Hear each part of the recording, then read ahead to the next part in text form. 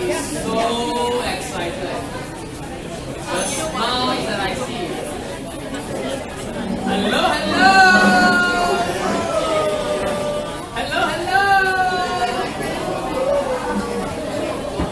Everyone, say hello! Hello! Thank you very much for coming to Green Drinks Season 2, Episode 1. Give yourselves a round of applause! Thank you very much. I'm very, very happy to see this happen after 5 years, right? After 5 years. Yeah. Really, really happy to see this coming back. Later we'll share to you some of the story about Green Drinks KL, the past and the future. That's the agenda for today. My name is Bernard. I run my own company. I help company to do green businesses. But Green Drinks Season 2 is the one that I inspired the team to start. Yep. Once again, I'm very, very happy. Give yourself a round of applause. I'm very, very happy. Before I start, I would love to engage the crowd. I see many faces, very new, some from different countries besides Malaysia. I would like to hear how many countries, and shout your country. Ireland. Give Ireland a round of applause. Denmark. America. Wow, very far away. Yes. Albania. Woo. Zimbabwe. France. Bonjour, comment ça va? Singapore. Welcome, Singapore. India. Germany. Guten Abend. Malaysia. And where else? Give yourself another round of applause. I'll pass the floor to the CEO of Green Drinks KL, and he will explain to you about the agenda of the day. And please give yourself a round of applause to Simpson.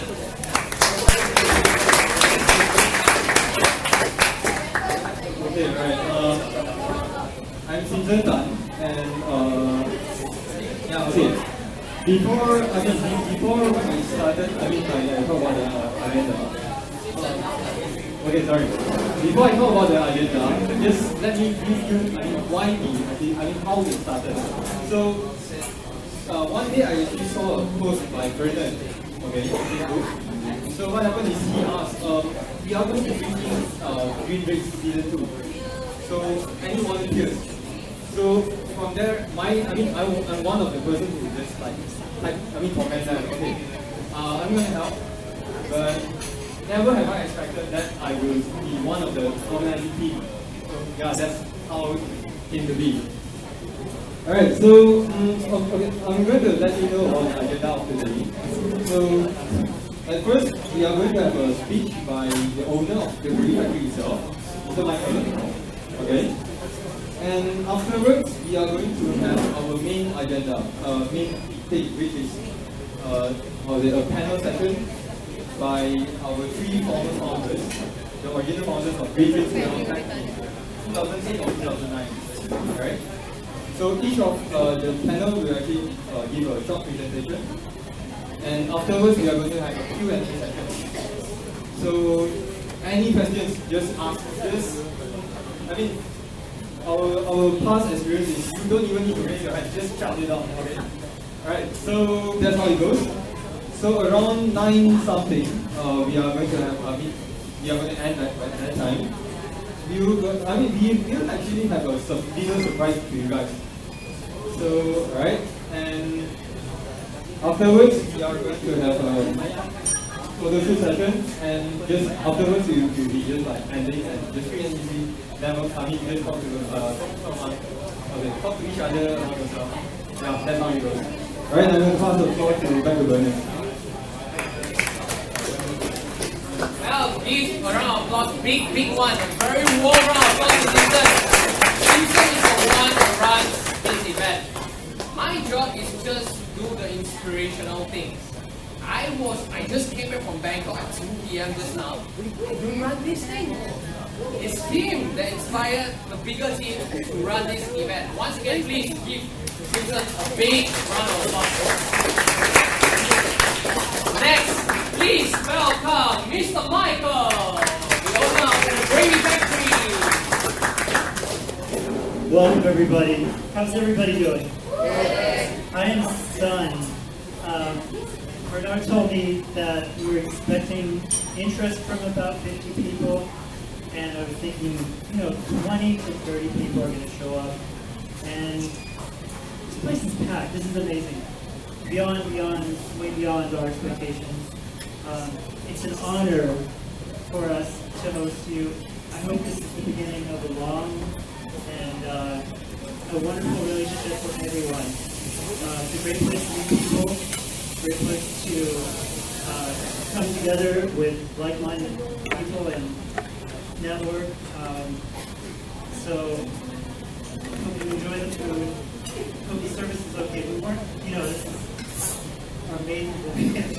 We didn't expect this many people, to be honest. And I hope you have a good evening.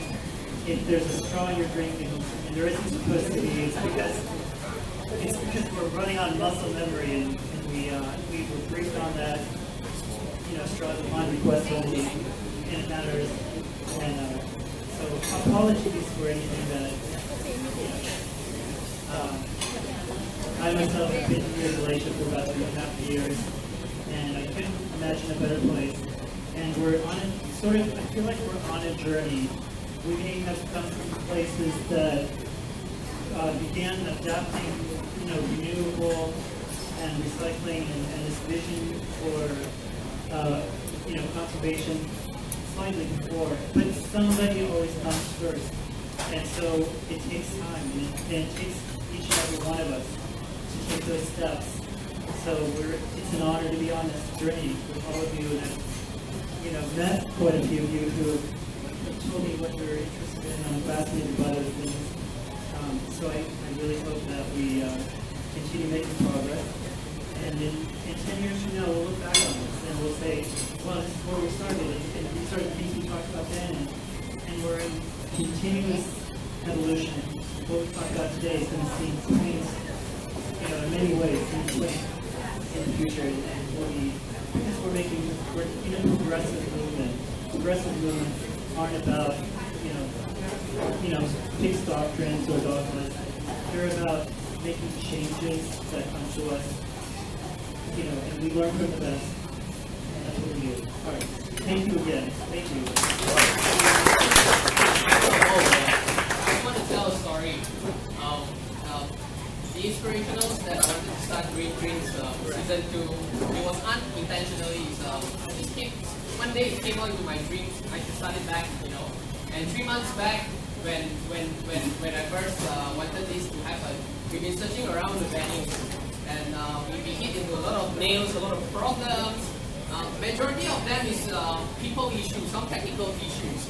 But until when we came to this place, we met Mr. Michael. And Mr. Michael's, although I would say this is not really like a green restaurant, but he wanted to do, but he wanted to do a lot of change. Some of the things he wanted to change, like waste, straw, and so many more, and we were very inspired and wanted to do more, right? And we've been inspired, and we're beginning this journey since I met Bernard. We've begun to recycle aluminum, a lot of the plastic products, cardboard, and we also do our cooking oil. We did that in the past, but we've made those changes. The straws are another step that we're, hopefully going to move forward with. Some of the composting that activity, we're just more aware of it now, and hopefully we'll inspire every single customer that walks in, and we'll be a leader in this category. And we didn't start that way. We didn't start that way by any means. And this industry and so many other industries are full of people who are perhaps interested, who don't know where to start, and there's so much potential out there. And that's what we're going to do. We're going to change the world. Thank you very much. And the moral story here is, a lot of times we always have a definition about green. But actually green, it's so easy to do. It's always start from you. The small little actions that you could do to protect the environment or even to help the community. That's simple. So don't define green like you need to make big change or no. It's always start from you, deep inside. I've been running 10 years of community services, non-profit, and I've gained these muscles of helping people. We're always able to help you. Remember that. Connect yourself back to Mother Nature. Get yourself, do the little green actions that you can. It's always very impactful for you. Alright, next, I would love to introduce the team. Alright, please give a round of applause to Simpson, the CEO. Next, you understand that we have a website, greendrinkskl.org. It is done by a wonderful man here named Daniel, very young guy here. Very, very wonderful. And Daniel put up the Facebook events, created a Facebook page, and also an Eventbrite. I heard most of y'all use Eventbrite, you've got a different this and that. I'm not very sure still how does it work, but please give Daniel a round of applause on the technical part. And next, I would love to introduce Jain. Jain is still new, but she's willing to help on the content. She's willing to help on the content of the website and also the reporting as well. So please give another round of applause to Jain. Jeff? Yeah. Jeff has been helping a lot on the marketing stuff, designing the roll up and the poster somehow, and many things. But more importantly, she got the heart to help as a volunteer. Thank you very much, Jeff. And ladies, come on. Yeah. Ladies also helps a lot in the designing as well, the name card, the posters, and also sent to a green company called Nets Eco Cream to print the roll up. It was printed on a latex paper without the laminated one, and the name card is printed on FSC. There's a FSC paper, there's numbers in it, and soy ink. So it's really incredible because we believe that the small little actions we do to make a big impact. It's always start from us. Yeah, always start from us. Did I miss something? And Shimei, okay. Shimei comes. And Shimei is my wife lah. So and once again, please give another big round of applause to the team for putting this up.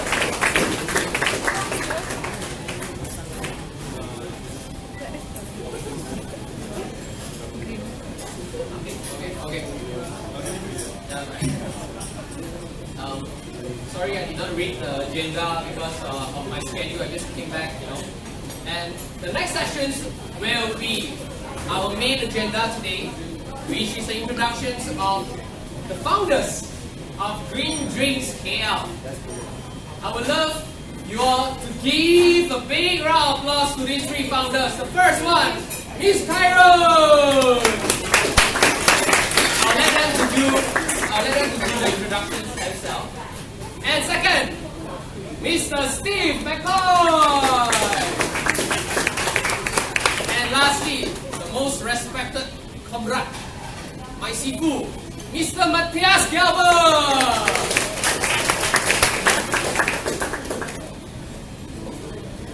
Yes, please come forward. Have a seat. Yeah. Huh? What's your name? My name is Jeffrey. Jeffrey. Sorry.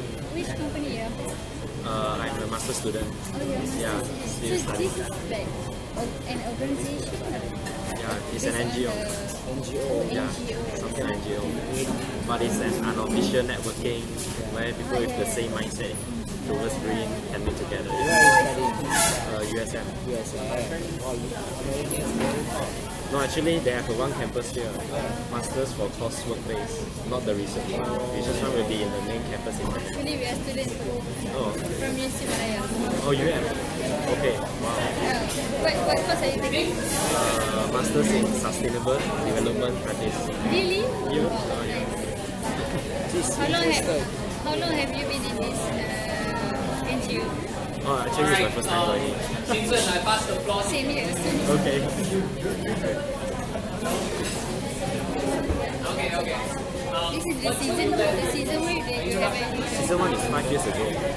And then so they have some Alright. something happened so they cannot We'll do continue. a short 10 minutes introductions for each of the founders. And they will explain to you the past, how you got started, and also what's the plan, and what you're going to do. Maybe you can explain what you are doing now. Green Weeks actually And some of the will things that you could share. happen like Alright? end of the month. Each end of the Please, month. give us. Every end of the month, Thursday. Yeah. So it's like 1 year there will be 12 types of green drinks where people can meet, mingle together. Please give a round of applause to Miss How Khairun. do you recruit the members? Actually, my friend Daniel informed me about this, and so I'm interested to join as a volunteer. All right, good evening, Can I guys. join as a volunteer? Yeah? 10 Can I years ago, join as right, a Steve? volunteer? Yeah, okay, why not? Can you ask me 2008. how should I like At a register time or when what? Yeah, we okay. thought Later I will tell you the same. solar energy was financially not yet feasible, and when electric vehicles were non-existent. Okay, electric vehicles only are green when you get the power from a green power source, and they have a significant life cycle carbon footprint. But 10 years ago as well, if you would go into a normal Malaysian shopping mall and would look at the people that buy things in front of you in the supermarket, you would see the statistics of about 95% plus of people taking plastic bags, shopping bags. Today, when you go into a Malaysian supermarket, you see more or less exactly the same. So actually, in the last 10 years, despite a lot of efforts from various different stakeholders, some of you here, green drinks, NGOs, government, I don't think much has changed in terms of behavior of people. Even though the infrastructure around us out there has partially moved on and has partially shifted to greener opportunities and greener infrastructure. 10 years ago, right, Gregor's Green Building was not as hot as it is now. And there you see one of the, key leading green building consultants all over Southeast Asia. 10 years ago, we were following the call of Steve. Steve said, we need to get green drinks going in Malaysia. And he asked Khairun and myself, can you help? Sure, we can help. It's great to get together and talk about what we can do to shift the green agenda forward. We have a long way to go. Yes, we have more green shops now, but the people who are buying green products are still niche. It's not mainstream. Green things are still a lot more expensive. However, what I always tell people is, if you really live green, you save a lot of money. 10 years ago, I still had hair. Now, I don't need shampoo anymore. I don't need hair gel anymore. Saves me a lot of money. Those of you who follow me on Facebook know, normally, I kind of always wear the same kind of shirt. This shirt is not made of eco-friendly material. It is polyester. It's not organic cotton. I mean, I'm wearing a bamboo underwear, but I can't show you that. That's a different story. But this shirt is not eco-friendly material. But I mean, you guys have seen me wearing this shirt so many times. And it's amazing. You wash it, it looks like brand new. So even with the utilization it has actually become an extremely resource-efficient shirt. And I've had a couple of times people commenting on Facebook, "Hey, Green Man, don't you have any other shirts?" Yeah, I have a couple of other shirts, but am I worried what people think about me? Not really. We need to live our own agenda. We need to live our own sustainability agenda and be true to ourselves and inspire other people to walk the path with us. But it's a long journey. I think we have lost a whole generation. We have lost a whole generation of people in terms of green procurement, green lifestyle. There are only pockets of people that are doing something. Malaysian society as a whole is following the mantra of big house, big car, and something that I learned from a taxi driver. You want to do that in Malaysia? Go green. Oh, it's going to be very difficult. Because Malaysia, no money, no talk. We are living in that time. Despite a lot of efforts of shifting towards more sustainability, I think the reality is Malaysia is on the journey of we need a big house, we need a big car to be somebody. So it's mainly consumption driven. How can we move and change and actually get a real ignition of a shift that is substantial rather than just pockets of some people here and there? I tried a couple of things. I mean, Eco Warriors Malaysia, that's how we met initially. Took off like a rocket, but I never made it a proper organization and I never made it commercial. And then it ran a little bit out of steam. Bernard kept it alive, but it's great to see that an Eco Warrior is now the key driver for green drinks and setting up a structure and a team of young committed people to make a difference and a change. And that gives me hope and that deserves a lot of applause. I really think we need to focus on the young generation. The old folks, I would say people above 20, very difficult to change anything. They are set in their mindset already. You are what age? Your mindset still changeable? Yes. That's good. Okay. Then we go up to 23. Then we go up to 23. But I think we need to focus on the new generation, the schools, the colleges, and inspire a totally different thinking of less is more. And happiness is not in materialism, but happiness is in dematerialized experiences and connection with other humans. And that is low carbon footprint living that gives us a totally different dimension of satisfaction and meaning. We need to create a new dimension that people can get excited about and follow. We need to make green the choice of living and the choice of profitability.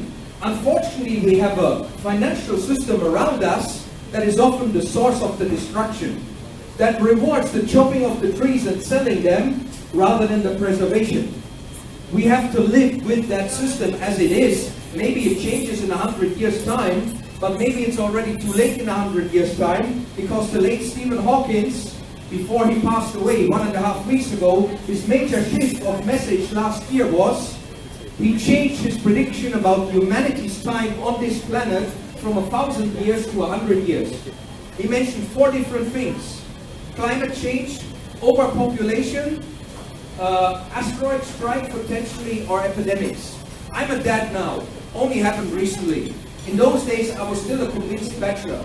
I have even more reason now to make sure that we live more sustainable. 2 things that I've recently learned that I think are making a new impact. I am presenting people now with things that measure pollution. I have a gadget in my pocket there that can hold fruits and vegetables and can show the level of nitrate contamination. I use that at conferences. I grab the fruits and vegetables from the hotel and show people sometimes that we actually have a high level of contamination. Because where does all of the cancer and stuff come from? It comes from the pollution that we are getting into our lives, whether it's air, whether it's food, whether it's drinks, or whatever we are consuming. Yes, it's a very complex one, but that is one thing I'm linking things to. I have an air quality monitoring system in my house. I live in the Philippines now. The API index shot through the roof 2 weeks ago. Please wear face masks. What happened? Open burning in the neighborhood, rampant in the Philippines. I ran around the neighborhood, found the culprit, showed them the measurement system. Because otherwise they'd been walang problema. Any Filipinos here? No, huh? But I think no problem.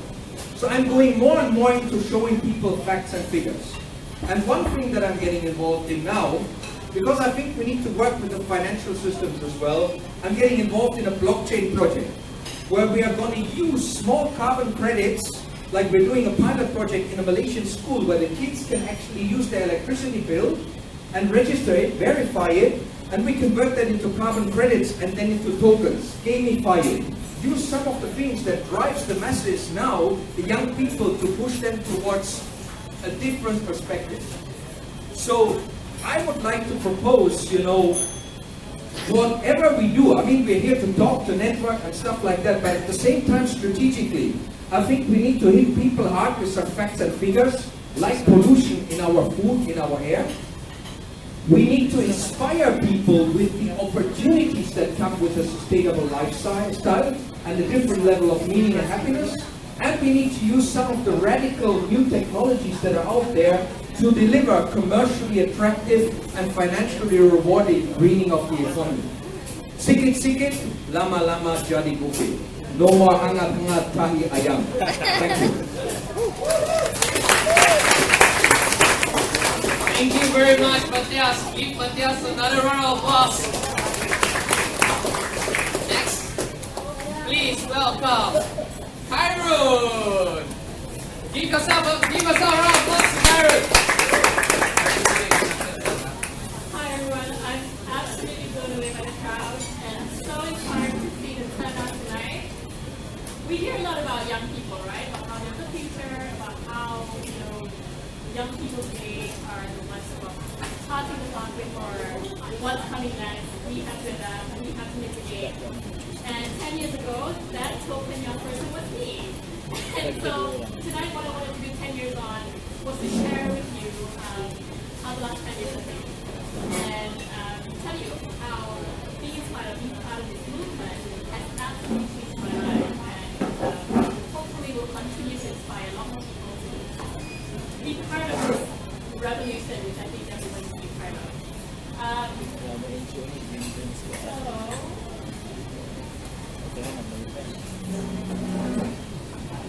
So I was an activist in past life, so I'm going to start with the top.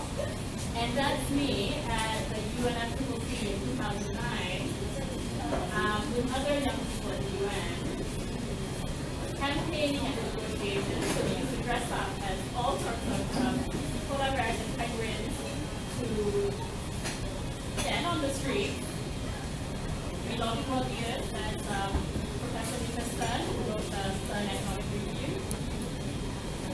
We represented young people in important panels. The CEO was there, and there's Adrian from Partners France. There is that's Gary who represented Malaysia, in the UNFCCC. And also that there's a young man 10 years ago was my boss in PwC. We learned from other people. We campaigned with indigenous people all across the world. We found other young Malaysians. I co-founded a youth movement here in Malaysia. The state action that took some of the people like Bangkok on climate change.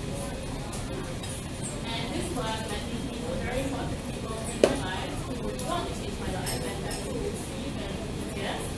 And also this gentleman over here who I met at the very first Green Race, and we now share two beautiful children together.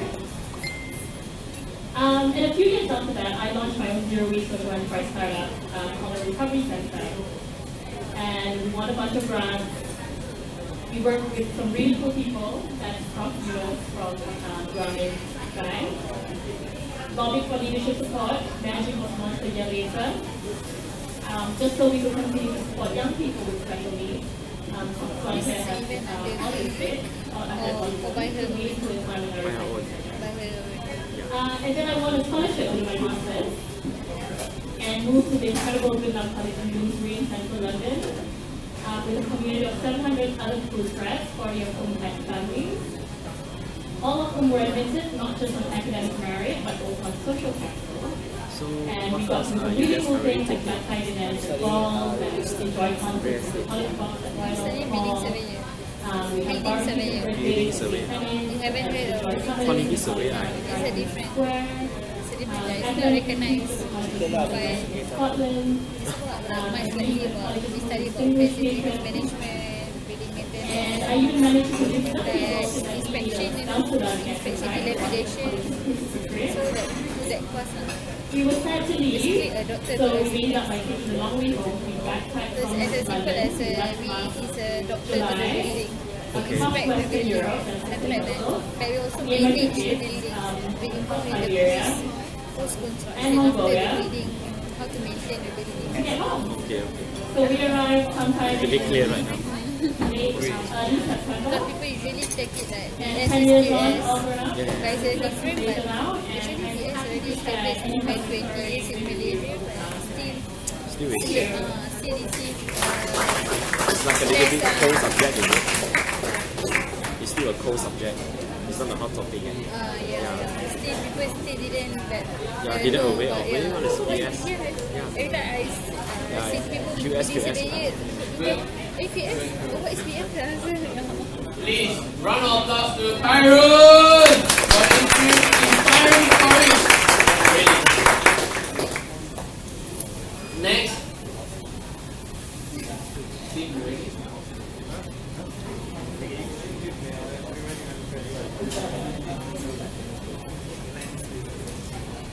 All right, the man, Steve.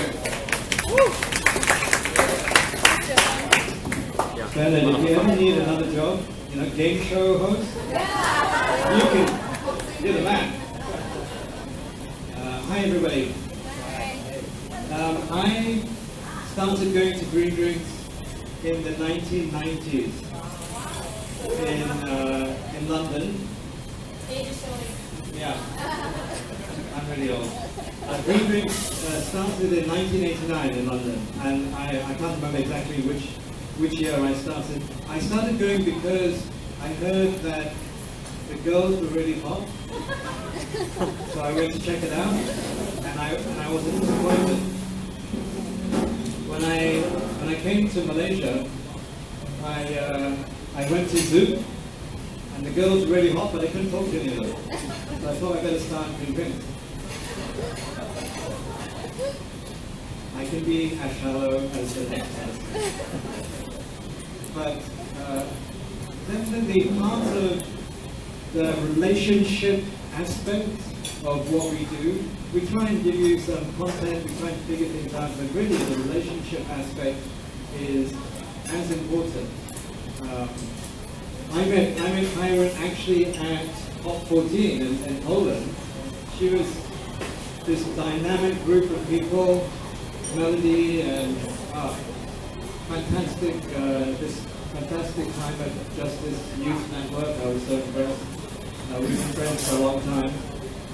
So let me just spend some time just looking back, if you will indulge me. I see lots of new faces, which is great, and some very old faces. You look older. We're going to go backwards. So the last time, this is such a great venue, so thank you, Michael. Thank you so much, Michael. The last time we had green drinks, our last venue was a place called Mulberry Bar and Restaurant, which is just down the road. I can't remember, I'm old, right? So please forgive me. I can't remember how long we were there, but one highlight was we had Ellie Wong talking about how government, she's part of the opposition, how government can affect our future. Before that, I also found this today when I was preparing, looking through some old slides. I actually was preparing Green Drinks October 2013. This was a Green Drinks thing that didn't happen. So our last Green Drinks was September 2013. And can you guess what the topic was going to be? Yeah, so these are all movies. What's the topic? Food, right? So sustainable food, huge topic. We didn't cover that in 5 years, which is just crazy, and something that we need to do this time around. Before that, we were at a place called the Apartment in KLCC. That was a really nice venue, really easy to get to. Just a couple of pictures. We have Shafi and Julian from Reef Check telling us about the state of our ocean, which of course are much worse now than they were then. That was a really good event. Before that, around 2010, we were at the Millennial Hotel. I don't think we were there very long. And here you see I was running like a lot skinnier.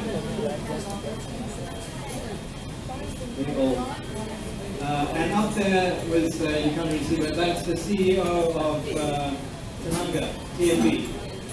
He's now left there. That was a really good session on sustainable energy and that whole thing.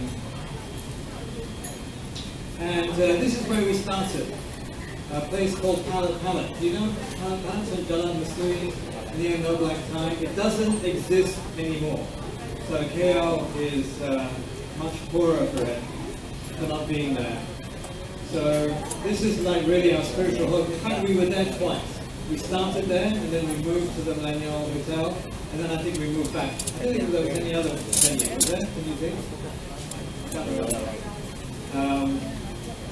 And just for completeness sake, here are some pictures from Season 1, Episode 1, which was the 24th of February 2009. That was the first green drink. So it's great that we are starting again. And thank you, Bernard, for doing that.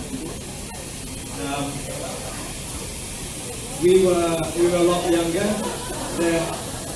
So Matthias, so he did have hair. Not a lot even then. Okay. And you know, look at this. Look at this little kid here. And there he is. It was not just the monthly meetings and green drinks. We did a lot of things outside. So of course, with Matthias, there was always some kind of tree planting event. So this is the three of us. I just put these pictures here because this is quite interesting. This was, I think, in Shah and you took a video which you then sent, and it got inserted into the global movie called, what was it? One night in the world or something? What? One day, or something, I can't remember. It was on the UN thing. And this is us after we watched the movie together. That was really funny. There are a bunch of other things that we did. I've completely forgotten this. This was a 10-10 kind of project that we did. 10-10 was a project that started a campaign that started in the UK. This is some kind of candlelight vigil, which I had also forgotten. That was, we had the screening of The Age of Stupid, which was one of the best climate change movies. That's up there. This was some 350 event, and we got recognition because Gregor's took this really cool photo with the Twin Towers at the back. So it's not just green drinks, but it's all the relationships that we end up sharing after that. This is me. I was persuaded by these kids to walk around Petaling Street with things like that. And then of course there was Perhimpunan Hijau, which was the biggest green gathering in Malaysia. How many of you actually went to this? Again, it was quite a big thing. This was about liners and the whole rare earth element thing. But actually it was much more about environmental stuff. It was really an anti-government kind of protest, you know, along the lines of Brese, and of course all the Brese leaders were there. So it's good sometimes to reminisce, obviously. And we can even take it further and contemplate the idea of green drinks global. So I just looked on my phone. Where's my phone? At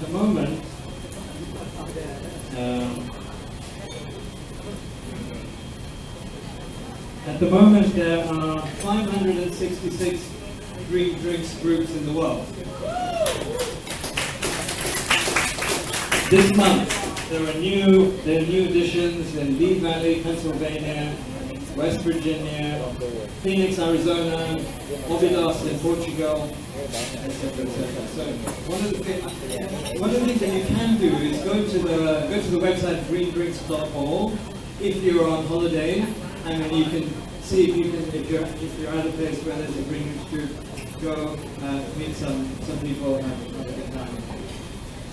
I've been to a few green drinks groups. I know the Singapore group very well, and Cambodia and Vietnam.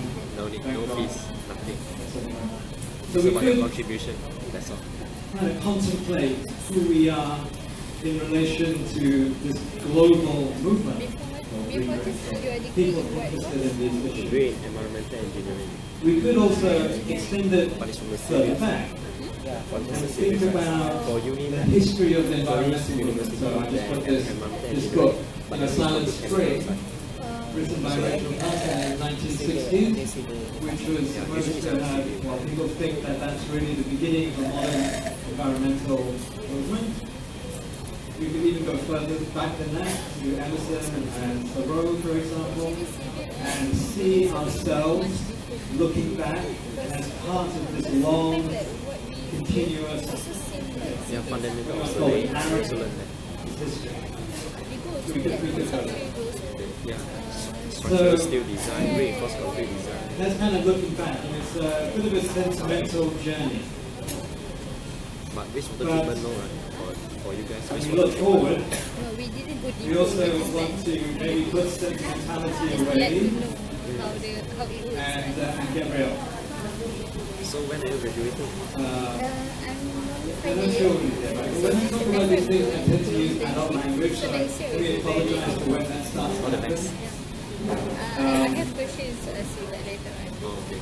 So if we go back to, like, just use this as a kind of a timeline to think about where we are. If Rachel Carson is there at the beginning of the modern environmental movement, well, we are here. Anybody read this book, Sixth Extinction? So this came out, I think, in 2016 or maybe 2017. This is where we are heading.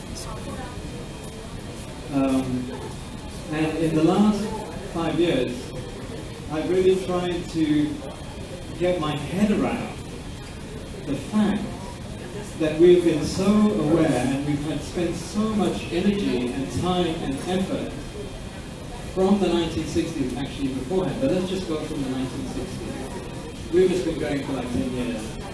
And why is it that we are here? We're heading here. And I have to say, and I'm talking to the millennials of you, the young people of you, which are most of you, I'm so sorry, but we have fucked you over. My generation, my parents' generation, we've done it really badly.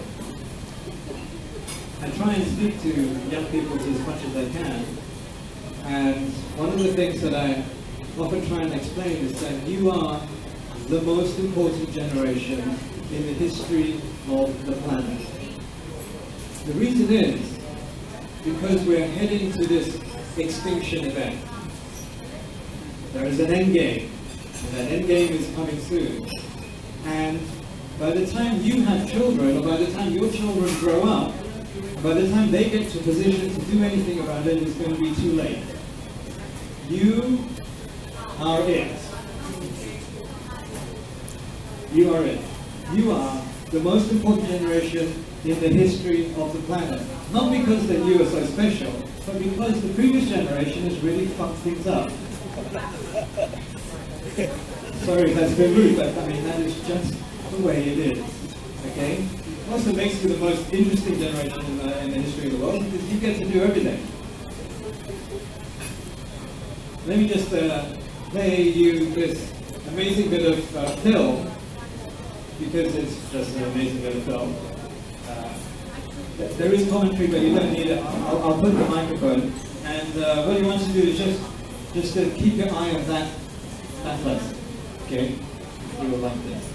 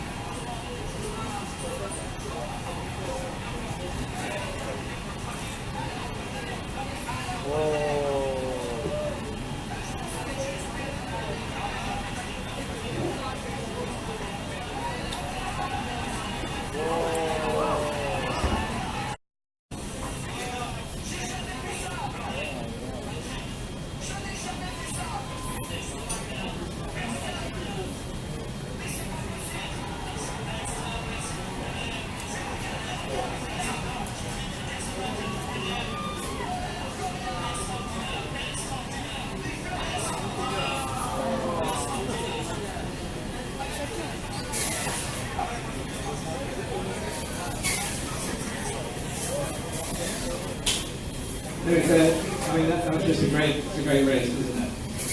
And you can illustrate so many things. Obviously, the one thing you can illustrate is the fact that you must never give up. You must keep on running to the line, and it's going to be close. It is really going to be close. Whether we're going to get the stuff that we need to do, it's going to be close. Whether we're going to manage it. It is not looking good. I want to say more about this attitude of never giving up. But one of the things that I started saying when this is a very old slide. I think I started using this slide in about 2010. If you've heard me speak, you probably heard me say this. And this slide actually goes, you're the most important generation in the history of the planet. Choose your superpower because you are the most important generation in the history of the planet. But now I know what your superpower is. I figured it out. I used to think, okay, you guys, you just figure out your own superpower, right? Whatever it is, and that's also true. But something happened this week or a few days ago, which I think is your superpower. This is the thing. Do you know what this is? Yeah. So this was the March for Our Lives, okay, in America. This was really young people who had a hashtag, which is "We call BS, we call bullshit." And of course, being America, there's some great merch. This one, that one. But this is your superpower. The ability to call bullshit. I'm suggesting that you need to find this power and you need to learn how to harness it. What's my next slide? Oh yeah, I love this picture. Calling bullshit is holy. So this is, I don't know who this lady is, but she's a minister in some church or other. And she's saying, yeah, bullshit is bullshit and you gotta call it. Okay? Now, when we look back at the timeline, the bullshit that we were calling out was really, vested interest of industrialists, people who are polluting the world, who are not giving a shit, right? But I think now the fact that we are here is that we need to call bullshit on a lot more things. And this is going to be difficult. But this is survival. We don't have a lot of time. So for example, this was a post that I put up on Facebook. I'm not so much on Facebook nowadays, but I watched this episode from Black Mirror. Do you know Black Mirror? Black Mirror, you know, this great thing looking at the possible dystopia in the future that technology brings us. So this was my favorite episode, which was set in 1987. I remember the 1980s. It was my time. Great soundtrack, great music. And I looked up how, I was thinking about how things used to be in 1987. And you can't read it, but what I wrote was, in 1987, which was 30 years ago, I posted this on September 2017. 30 years from 1987 to 2017, the fossil fuels accounted for 81% of the world's energy in 1987. 30 years later, fossil fuels accounted for 81% of the world's energy. This is 30 years and 21 COP meetings later.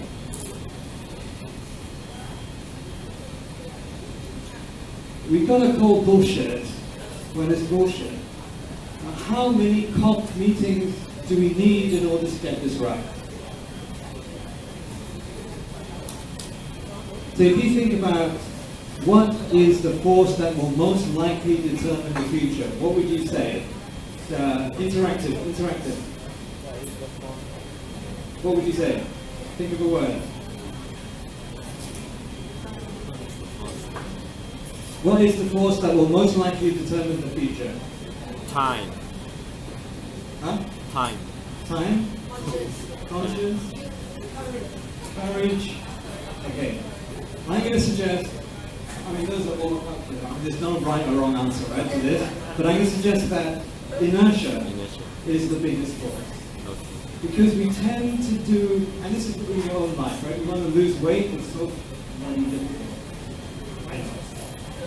We tend to do the things that we're used to doing. And so part of your, greatest generation in history, you gotta understand inertia. So part of never giving up, you have to have that never give up, but you also have to have the know when it is time to give up.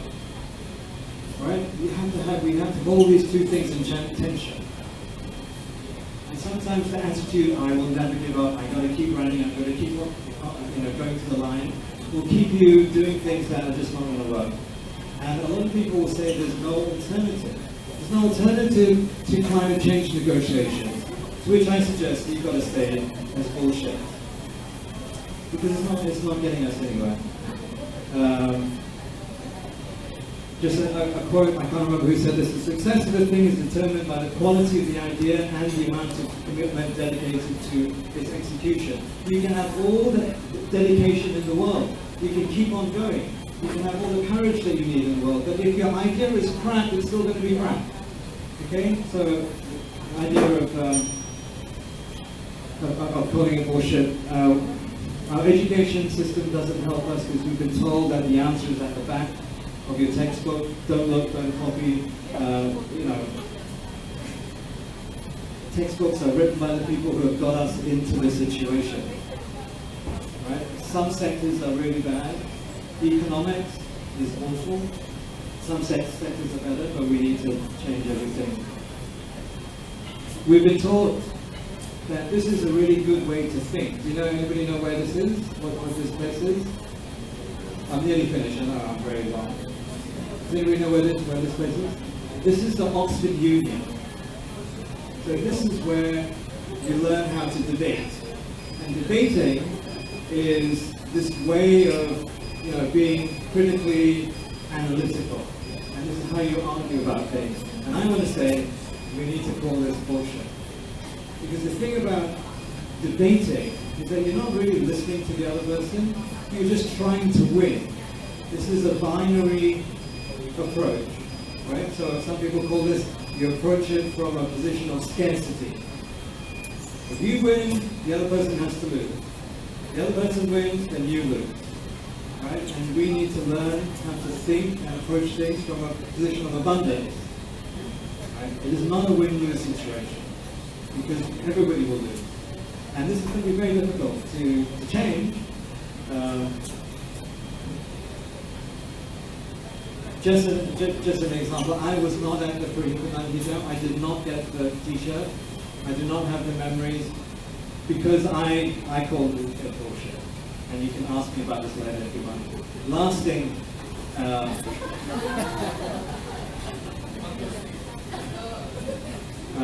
don't call me uncle.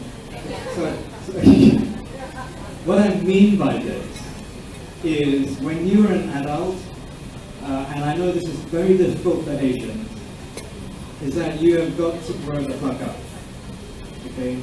And you need to develop respect and relationships with other adults on the same level when you're an adult. So I know, right, he's saying that you're very young, but you, me, we're the same. Okay? I know I am fat and it's not very young. But you do not respect me just because I'm older. You respect me because you respect me. And you need to have a different approach to demographics. So I have a whole talk about, you know, the greatest generation, the baby boomers, Gen X, and all that kind of stuff. And there's now new demographics where age is not a determining factor, it's your attitude, so that people call aspirational. So I mean, these are just some of the things. I can't do justice to this kind of topic in such a small time. I don't know if you want me to shut up. But this is, yeah, we call bullshit, dude. But yeah, so this is important. So let's have a discussion. Don't call me uncle. Steve, thank you.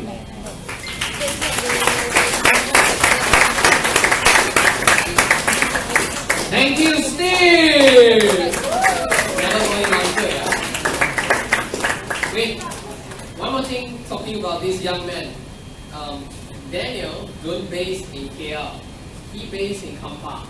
Most of the things based there. And today, because it's the first event, he traveled all the way, skipped some classes to come here. Please give him a round of applause. That is the people, the volunteers that we are looking in. Anything is possible if you have a good heart. Yeah. One more person I would love to introduce, who is Gregors. Yeah, Gregors, I forget about you. Come. Please welcome Gregors. Have a few words.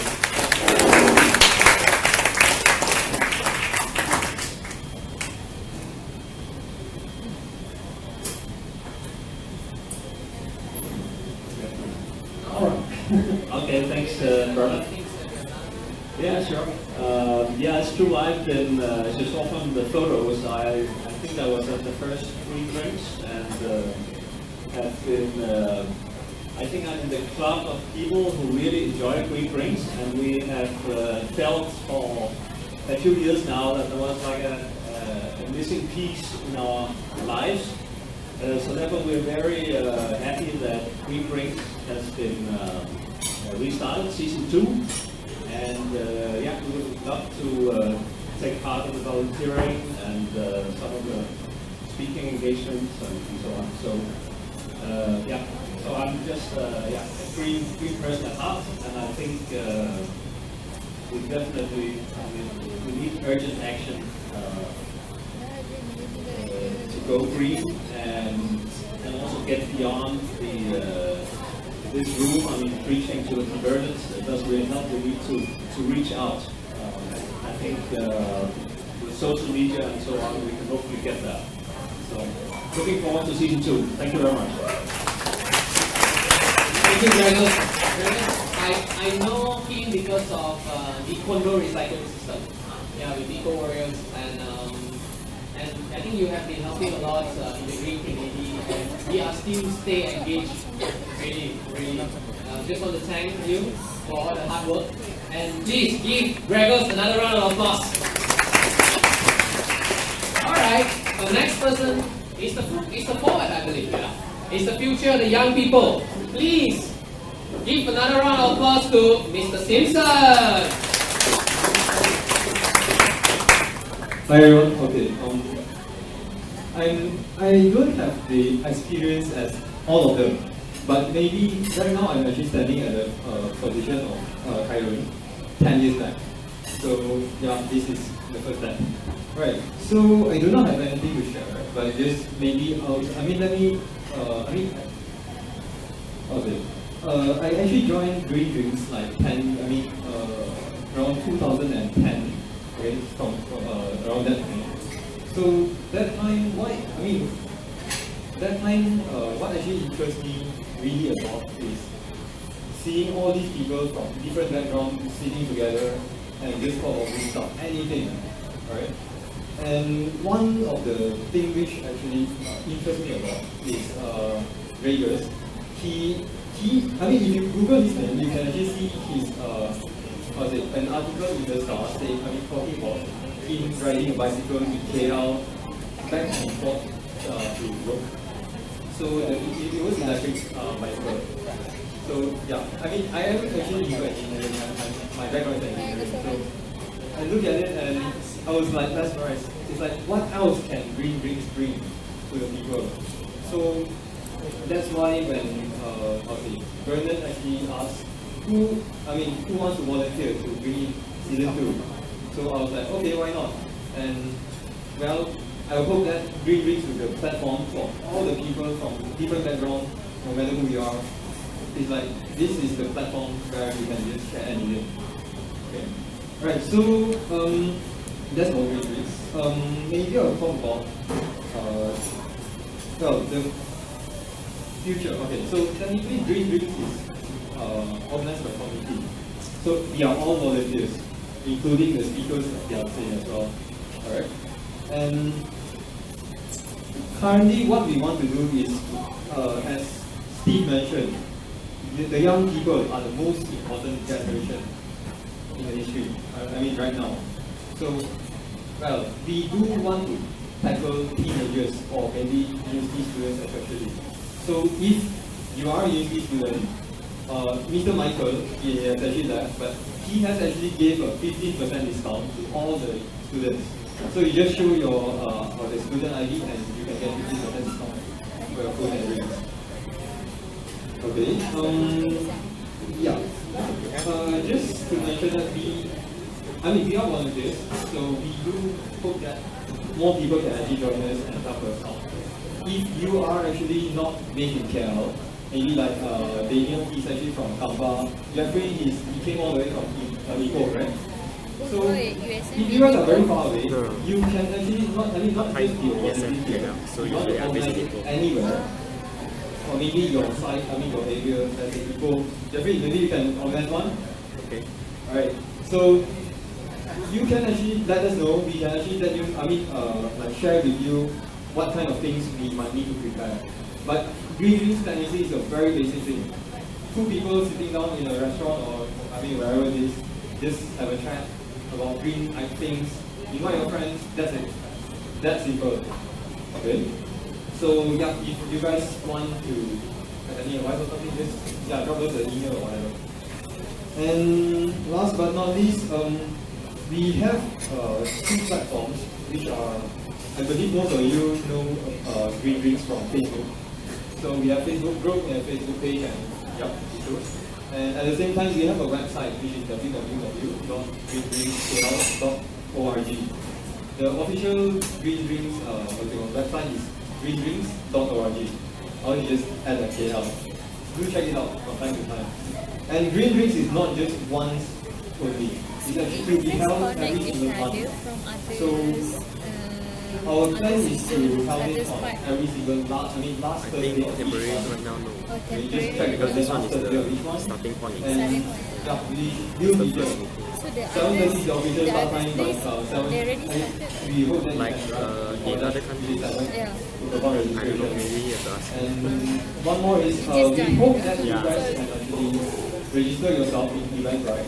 I So just that joined we like can know how many people. 1.5 And months maybe the ago. kitchen would be like there's so many people, 100 people.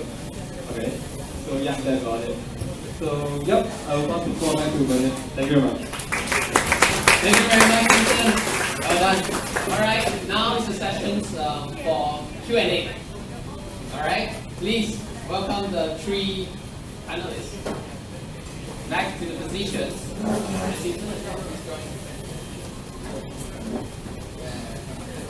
What's the benefit that you join as a volunteer? Alright. I believe some of you are quite excited, very gung-ho, listening about a lot of stories. And also meet people from different background. If you have any questions, how does it work now is just raise up your hands, come to the front, and just mention about the questions that you want to ask. It could be an open questions, you could go person by person, up to you. Green Drinks is always open. Alright? First question. Maybe you introduce yourself, your name, and you present which organization and the questions. Alright? Hello. Hi. My name is Amalina. I am actually from the US Embassy. I want to ask actually on a new question because this is my first time coming to Green Drinks, right? So how does it look like in the future? Because like right now you're just introducing the concept. So what are among the topics that you would be discussing in the future? And would you be bringing speakers or would you like people to volunteer to speak?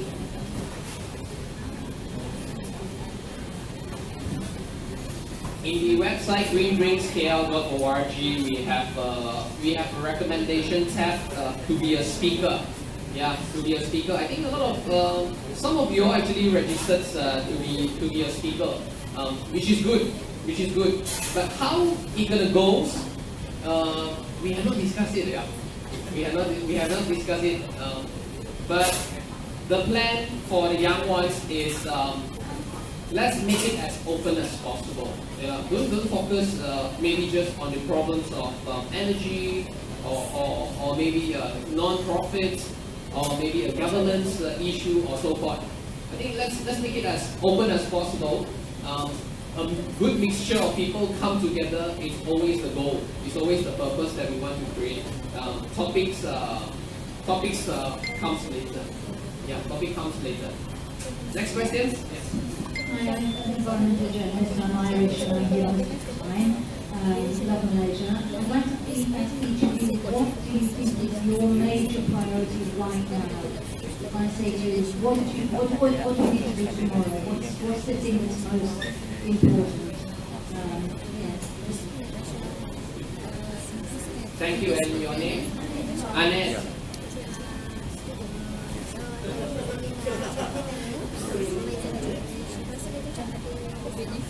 That's a tough question. So I think the issue that we're facing has a very high degree of uncertainty, and that is what is causing inertia, which is what we think is the biggest energy that keeps us moving forward. And I think recognizing that is really key to identifying what's important. I think it's, for me personally, I like how someone put it about what your superpower is. Because I think in the journey from when I started, I wanted to boil the ocean. I think starting as an activist, I felt that I need to pressure governments to make a difference because I thought they would be making that difference. And I found myself in the UN looking at 191 countries trying to negotiate how a tax, or wording the tax, was going to be defined. Made me realize that it wasn't the government that needed changing, it was the policies, the domestic policies that needed to came home and tried to influence that and realize, it just sort of, your theory of change evolves with your understanding of the problem and your interaction with the solution. And where I am now as an individual is I feel like the biggest impact I can make with the skills I have, the skills that I have, is working with organizations, large companies that have the resources to make a difference. Because globally we see that the push is moving towards MLCs. Governments are moving quick enough, communities are moving fast enough. Those with the resources are essentially large companies, which is why I work for sustainability consultancy that work with very high profile clients with big budgets and the desire to move in a certain way. And now my challenge is how do I bring them to the middle ground so that they can influence stakeholders within their organizations to make that shift. But I think as a parent, my priority is survival. I think that for my children, knowing what I know about resource scarcity and where they will be in 30 years, they wouldn't be able to survive if they don't have survival skills. And I worry about the kind of education system that they be exposed to and what kind of learning they be exposed to, what kind of value system, whether or not it would prepare them for survival. So that would be my priority. Yeah, my two most important things are being a good green dad and finding a way, a system to mobilize the masses to go green bottom up.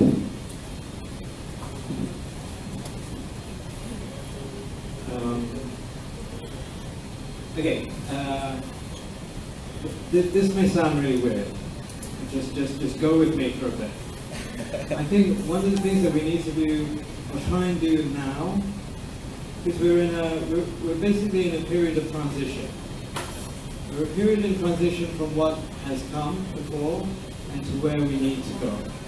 And one of the things that I think we need to do in this period of transition is to decouple ourselves ever so lightly, but decouple ourselves from our environmentalism roots or social activism roots.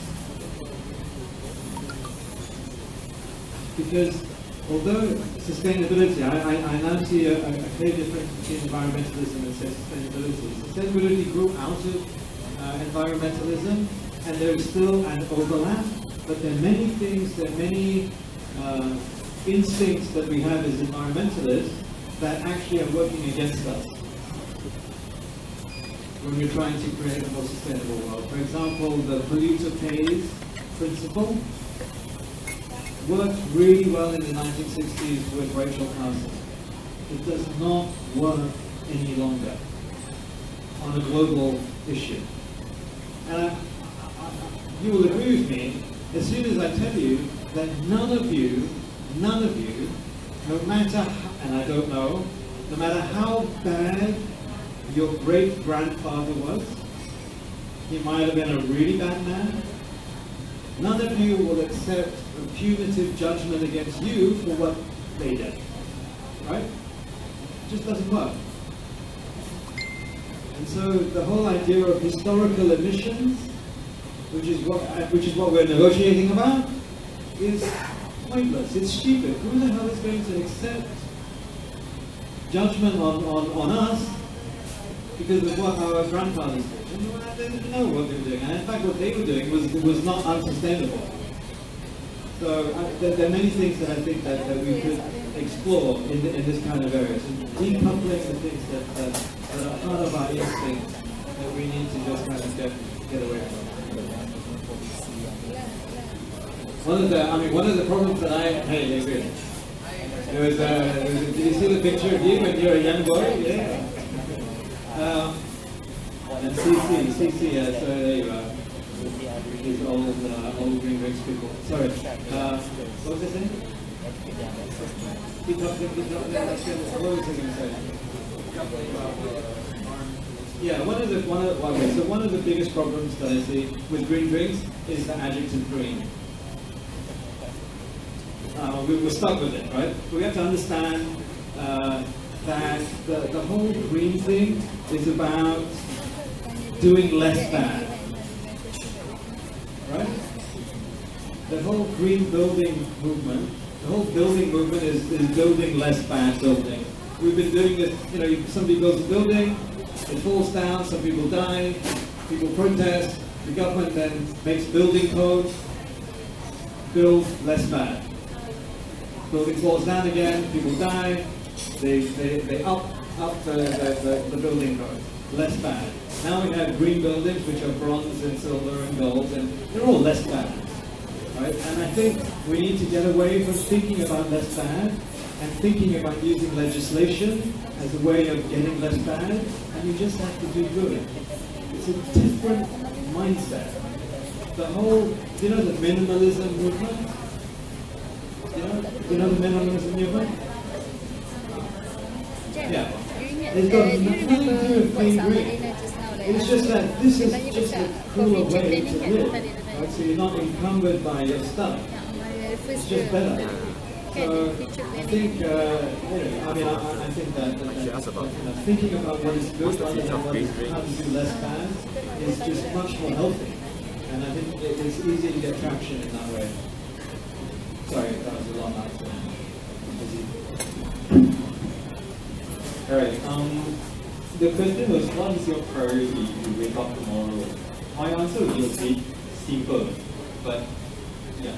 My answer would be happy, just to be happy. But in order to be happy, I mean, okay, I don't have the answer as well. Right. But yeah, that's it. So in order to be happy, it's not that easy actually. I mean, we are facing a lot of issues.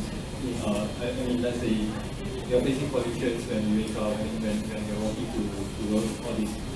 So what I want to do is to make a change, little by little, just by myself. I mean, I believe change starts from me, So yeah. So the end goal is to be happy.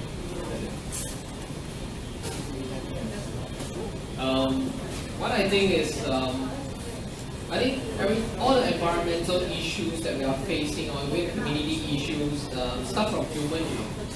It's not starts from a business or whatever. It's always from humans as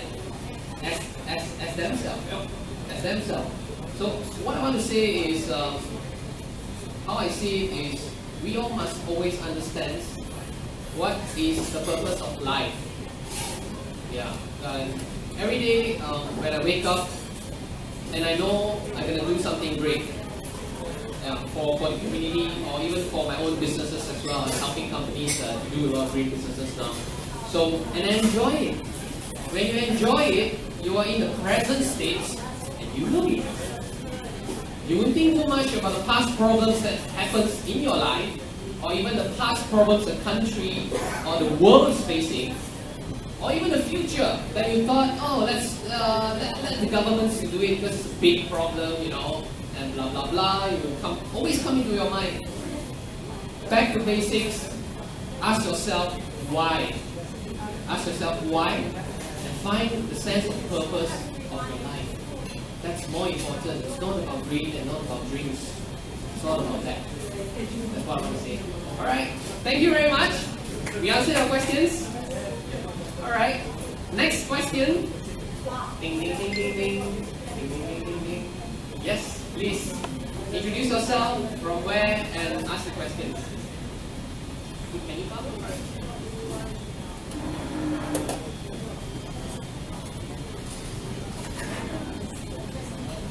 Hi everyone, I'm Matthias Gelber, founder of Uber Alice Household. Since we touched on the regulation just now, we know that the OMA is coming in only when the CGM is introduced in Malaysia. We know that the sampling pump will be marked when the world only government help. So actually it's already about business talk. It's not a policy talk. We have a nicely crafted blueprint, but the enforcement has not done. So how this brings to move forward from here? Thank you.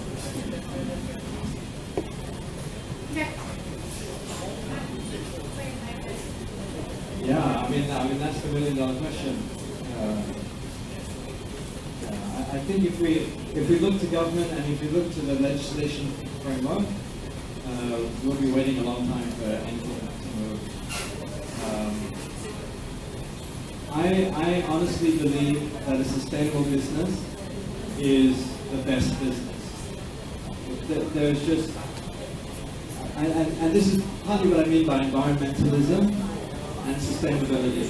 Because a lot of businesses make the assumption that to be green, you need to be rich, and it is a cost.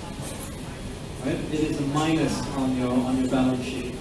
But actually, and there are now so many business cases of companies around the world, is that you will add millions to your balance sheet by being a good company, by being a sustainable company. But the assumption here still is that it is a cost. And I get really annoyed, quite frankly, with environmental NGOs that keep on persisting, talking about historical emissions and this whole pivot this whole transition needs to be paid for by the rich countries, because the rich countries caused this problem, not us. And this, of course, includes Singapore. Right? I've scolded the minister in Singapore. Singapore, one of the richest countries in the world, hiding behind in the same group as the poorest African countries in the world. So that whole narrative is just self-defeating. It is completely stupid. And the question is, how do we get the right narrative back? I don't know. I'm going to go to YouTube myself, because I'm fed up of writing proposal after proposal. Yeah, I want to add a perspective to that based on my experience in my teenage years. When I was a teenager, we had acid rain coming down in Germany, destroying our pine forests. And that was my first green campaign I was involved in. And the response from industry was, cannot, too expensive. But so many people turned green, voted the Green Party, created a bottom-up momentum that there was no other chance than the government introducing tough air emission legislation. And German industry actually benefited from it because it spurred innovation that later on became technology that could be exported. But it only happened when there was a critical mass there and when enforcement of legislation is not undermined by corruption. In this part of the world, we don't have the critical mass of people that makes this an issue during election, neither do we have effective enforcement of legislation. So in theory, command and control can still do things, but it doesn't work in this part of the world because of those two circumstances. If there would be a critical mass of people suddenly making environment a key issue during the election and expecting this from politicians and expecting this in the next 4 or 5 years when they are in their post, then things could change and that could lead to more effective enforcement on environmental legislation. But at this stage, we don't have those circumstances. We need more bottom-up people to really make this happen. Another thing that has happened in Germany and Denmark, driven by politicians who responded to priorities of voters, was the renewable energy revolution. It has cost a lot of money in Germany. My mother's electricity bill is very high because Germany introduced solar at a time when it was 5 times more expensive. It's being paid by the consumer and by the taxpayer. Similarly, Denmark pushed the wind power to a level where it became such high volume that it became economies of scale. Some Germans say, unfortunately, all those jobs went to China because it became a commodity, but I don't really care who manufactures it, as long as it's clean manufacturing and manufacturing at a scale where it becomes so cheap that the whole world cannot step against it even more. Even Donald Trump cannot stop the powerful movement of solar, wind, and other renewables. It has become unstoppable because of the price point that it has reached. So, but here in this part of the world, in regards to your question, we can only make some of that happen through command and control if we get a people movement that is serious and that makes it a long-term thing. You know, one time a green hijau protest based on a maybe health scare through radioactive thing driven with a political thing is not enough. It needs to be really a solid long-term movement where we are talking about millions of people, making this an issue that determines who they vote for. We are very far away from that stage at this point in time in Malaysia and in the whole region. I just wanted to share a narrative. There's a quote that I think Steve shared with us at one of our earlier sort of engagements with young people. And that quote was by Margaret Mead. Never doubt that a small group of thoughtful, committed citizens can change the world. Indeed, it's the only thing that ever has. And your question about how green drinks can move that is essentially what has happened in the last 10 years. When I personally came to green drinks for the first time, I felt absolutely alone. I was the only young Malaysian at the top 14 where I met Steve. And I remember coming home, I was still in university at the time for my undergraduate degree, my final year. And I was wondering, what in the world am I doing in this classroom? I should be out there on the streets, I should be talking to politicians, I should be protesting. I felt like I didn't have that critical mass that the guys were talking about. And at the first Green Drinks, I met 5 young people, and one of them is in the room, Adrian's over at that end. And together we sort of started off a young collective of youth that brought together 30 other young people to get them together and train them up with the skills they needed to make a change in their own communities. It was a collective. There was no leader. There was no organization. It was organic.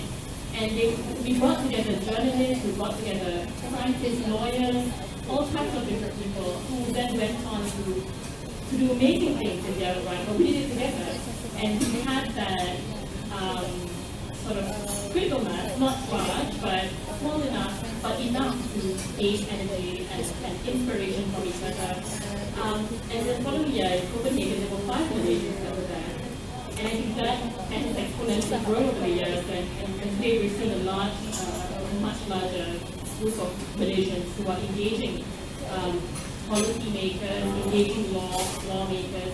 And I think that's inspired, and that came out of collectives like these. It came out of energy, the energy of networking, of meeting people just like you, like us.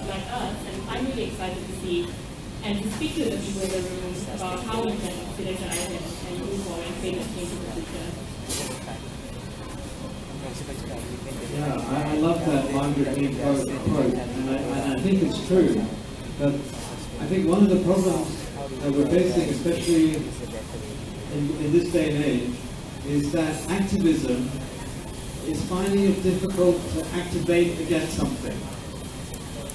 So, Brexit, for example, Trump, the President of the United States, there is this weird thing going on in our socio-political system which is breaking down because we're now at the edges of unsustainability. I can't remember when it was, quite a few years ago, maybe a decade ago, 12 years ago or something. My dad is very active in the kind of energy field. He's an anti-nuclear activist, and he organized a conference about nuclear energy, right? And I was there, I think you guys were there, Adrian was definitely there, and we were engaging with the people on the stage. So there was my dad, kind of citizen NGO type. There was the chairman of the Energy Commission. There was the person from TNB, and government people. And young people and us activists were asking the questions. And I was looking around, I said, where is the opposition? And this was at a time when the opposition won the popular vote. So these were the people that represented the more people in Malaysia than anybody else on the stage. And where were they? Well, there was one guy from the opposition. He was sitting at the back with his little notebook writing down notes. Because they had nothing to say. Nothing to say about energy policy. And that is still true today. If you ask about their policies, in which case thoughtful Malaysians can engage, all they say is 1 MDB. 1 MDB, Najib very bad. Rosman even was 1 MDB. They're not engaging with us. I mean, I've given up on Barisan Nasional as a force to do anything useful in the future. But if the opposition are not engaging with these things, then we are completely right? It is the ridiculousness of wanting to go from here to there, and the only thing that you want to do is, okay, I want to go, not there. Where do you want to go? I want to go, not there. What does that mean? Right? Not anything but no. Right? We don't need anything, we need something. And until we have a socio-political system with people who are interested in answering those questions, it is very hard for activists to engage with them. Because they're not into that. Right? Politics is not a numbers game. Politics is a platform game. you don't have a platform, you don't have a message, then it's just a Miss World competition. It's really, really fancy. Who's most pretty? And so activists, these small group of people cannot activate against, right? There's no engagement there. So that I think is very good. Does that make sense?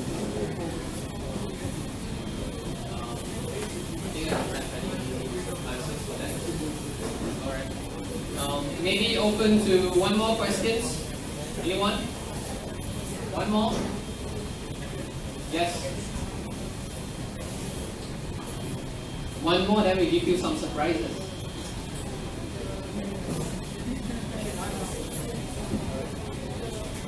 Good evening, everyone. My name is Khairun. Okay, I'm an account planner by profession, and this is the first time I'm here joining this green ring, and I'm really motivated and I'm really excited. Okay, and okay, I don't have a question. I just want to say a few things. Okay, as a account planner, we work very hard. Trying to promote sustainable development, and we're trying to work with the community, work with different NGOs. But most of the time we're having a problem because it's frustrated. We're frustrated with the government, we're frustrated with it doesn't have a bridge between different parties because everyone has different intentions. I mean, it doesn't have a common goal, as I say. But nowadays we can see there's different. And I don't expect today there's so many people come from different sources, right? Come here and we talk about our future. So that is really, I'm really positive about our future, especially in Asia. So I want to congratulate everyone, and especially you guys here, initiate this very good forum for us to mingle around and to move forward. And at the same time, I already sent a message from Pyongyang. Yeah, so he sent regards to everyone here and says many of us. Maybe you can contact me in the future. Yeah, because I'm going back. Yeah. Thank you very much. I think it's enough, yeah? Alright, please give another round of applause to the panel. The next session is a special surprise we prepare to you. It's a green dance. Jennifer, maybe I pass the floor to you. You explain a bit, and then. All right. Once again, please give Jennifer a very, very, very, very big round of applause, volunteering herself to give you this surprise. Hello, everybody. Great to be back. So this dance I've been performing not very good, but it is more of a contemplation, meditation. Begins from many of you have already heard that the change has to be from within. And then what we hold, what vision do we want for the world? So remember that. And remember what we want, how we want to live, what a beautiful world we want to create. And then we live our life based on that vision.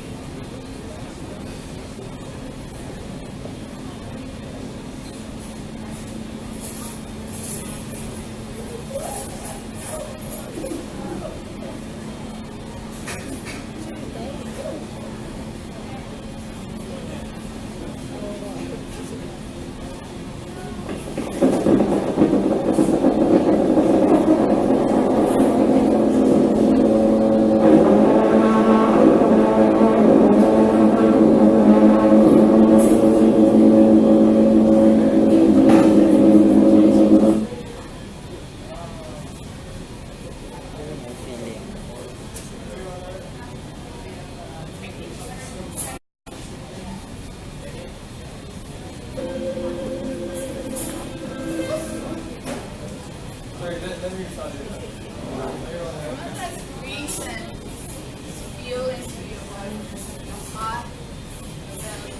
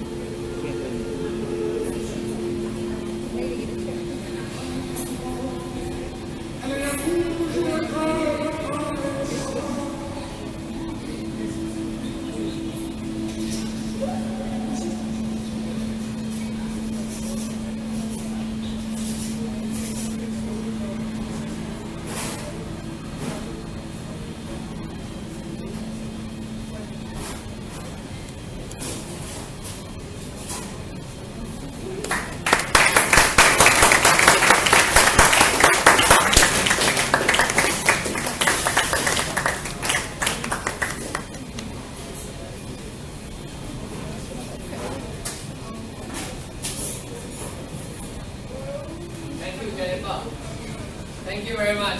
Once again, please give Jennifer a big, big, big, big round of applause. Today is the first day of Green Drink Season 2. We are actually very surprised to get such a big crowd. We are hearing from you. The markets really wants this. Yeah, the markets really want something very green. The trend is coming, the wave is coming. Climate disaster is one of the big problems, and we all know that surrounding us, we have a lot of problems that we need to solve. Be optimistic always, and I hope this platform is one of the good platforms that we initiated could help you in your own businesses. You'll come with a purpose in you. Maybe it's faith that connected us together. Mingle around, network. You have the time until 10 p.m., 9:30, 10 p.m., 9:45 max, please. I'm not so sure we might go. Yeah. Maybe a few more words is, next Green Drinks will be held on the 26th of April, the last Thursday of every month. Same time, 7 p.m. at the Gravy Factory, New Sentral, 5th floor. Alright? If you have any feedback, any anyone that came into your mind would love to be a speaker, go to our website and tell us more. Tell us more. We are listening. Alright, we hope you gained something today, and thank you very much for your presence here. Thank you. Can we have a good group photo? First group photo. Okay. We're gonna have a group photo here.